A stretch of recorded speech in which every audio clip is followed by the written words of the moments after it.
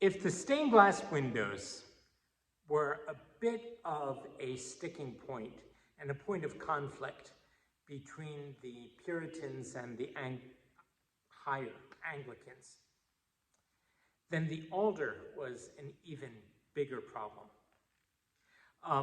I say altar all the time. A Puritan would have me correct myself and say the Lord's table.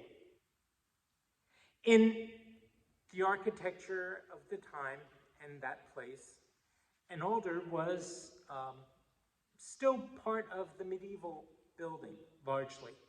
And it would have been a stone table, stone shelf almost, built into the east end, the far end, the chancel end of the church. Because in medieval times, the priest would face the altar with his back to the congregation. And at the Reformation, that switched around. And there was a move to replace the altar back against the wall with a table, the Lord's table, that the clergy could stand behind and that would remind people that they're in it together. And the prayers could be heard instead of spoken to a wall with nobody behind able to hear, even if they could understand the Latin. No, face the people, speak their language. Let them hear the words that are being spoken, because it's their prayer as well as the priest's.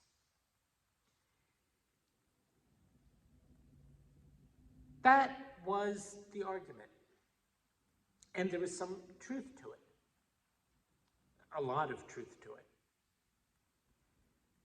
But you still had the question of how to make that happen. Some people saw in the removal of the altar an insult to the worship, to the sacrament. Others saw it as honoring the Lord. So it was a real fight. And there were times when there would be mobs, the same kinds that would break stained glass windows, would remove the altar.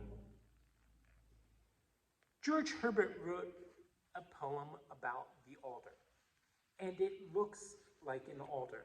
If you're looking here, you can see the end that was pushed against the wall, usually below a window, and then the shelf sticking out and the kneeling area beneath.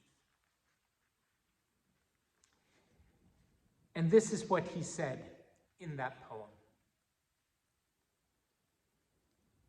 A broken altar, Lord, thy servant rears, made of a heart, and cemented with tears, whose parts are as thy hand did frame.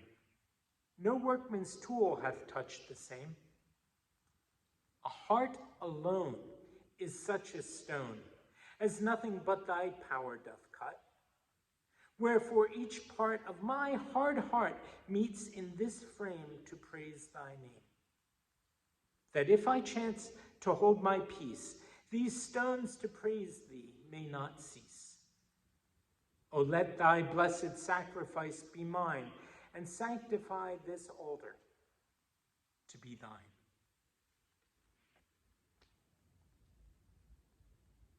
The offering acceptable to God is a broken and contrite heart. That's the real altar. All the rest, he said, is quibbling.